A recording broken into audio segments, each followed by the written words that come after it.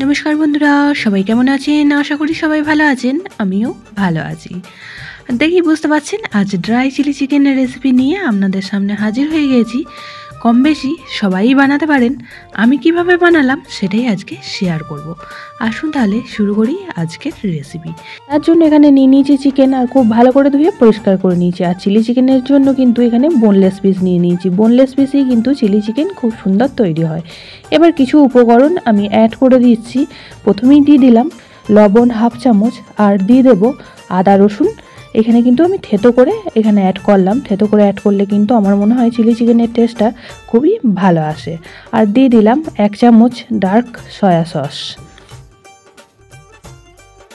দিয়ে দেব কিছুটা পরিমাণ লঙ্কা গুঁড়ো, আর দিয়ে দিয়েছিলাম হাফ চামচ গোলমরিচ গুঁড়ো। এবার দিয়ে দিচ্ছি 2 চামচ কর্নফ্লাওয়ার।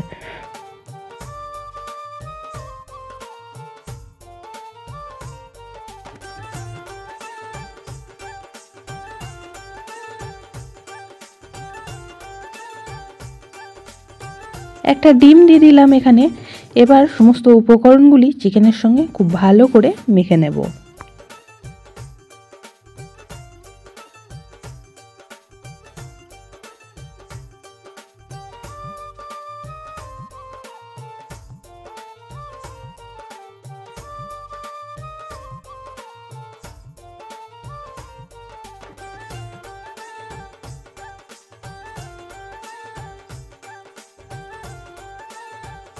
দেখুন খুব সুন্দর করে মেখে নিয়েছি। আর এটা মেখে কিন্তু 5 মিনিট রেখে দেব। তারপরই গ্যাসের মধ্যে একটা কড়া বসিয়ে চিকেনগুলি ভাজার জন্য এখানে পর্যাপ্ত পরিমাণ সাদা তেল দিয়ে দিয়েছি। তেলও গরম হয়ে গেছে। এবার চিকেনগুলি ভেজে নেব।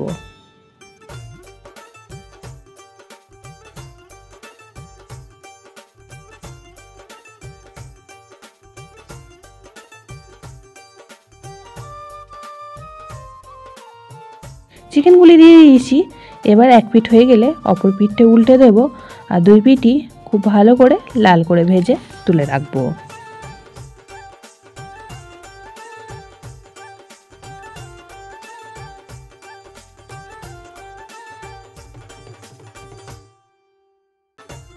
চিকেনগুলি লাল করে ভাজা হয়ে গেছে। এবার তেল ঝরিয়ে একটা পাত্রে তুলে রেখে দেব।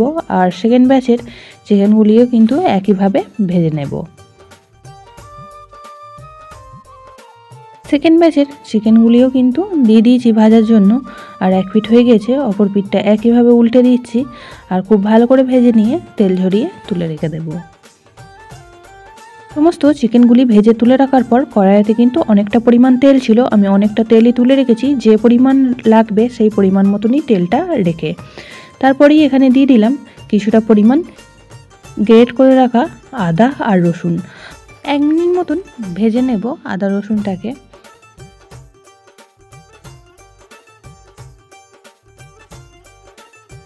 আদা রসুনটা হালকা একটু লালচে হয়ে এলে এখানে দিয়ে দিচ্ছি বড় বড় করে কেটে রাখা পেঁয়াজ আর ক্যাপসিকাম। এখানে কিন্তু চিলি চিকেনের জন্য পেঁয়াজটা আর ক্যাপসিকামটা একটু বড় বড় করেই কেটে নিতে হবে।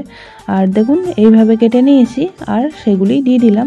আবারও কিছুক্ষণ টাইম সমস্ত উপকরণ ভেজে নিচ্ছি।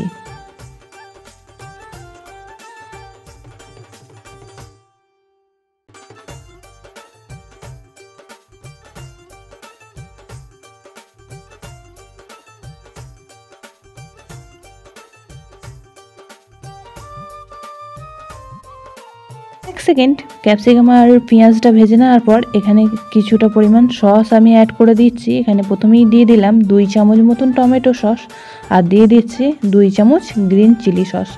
আপনাদের কাছে রেড চিলি সস থাকলে রেড চিলি সসটাও দিয়ে দিতে পারেন। আর দিয়ে দেব এখানে 1 চামচ ডার্ক সয়া সস।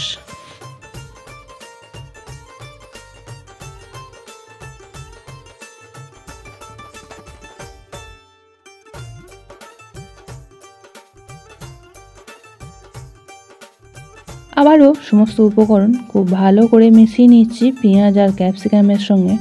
দিয়ে এইভাবে 1 থেকে 1.5 মিনিট মতন একটু নাড়াচাড়া করে নেব।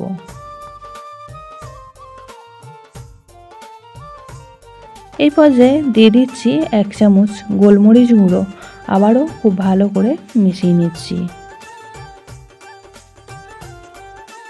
তারপরেই এখানে দিয়ে দিচ্ছি 1 চামচ কর্নফ্লাওয়ার, আমি জলের মধ্যে গুলে রেখে দিয়েছিলাম, সেই জলটাই এখানে দিয়ে দিলাম যাতে গ্রেভিটা ঘন হয়ে যায়। আর দিয়ে দিলাম কয়েকটা চেরা কাঁচা লঙ্কা, আর এখানে দিয়ে দিলাম স্বাদ অনুযায়ী লবণ, আর দিয়ে দেব 1/2 চামচ মতন চিনি।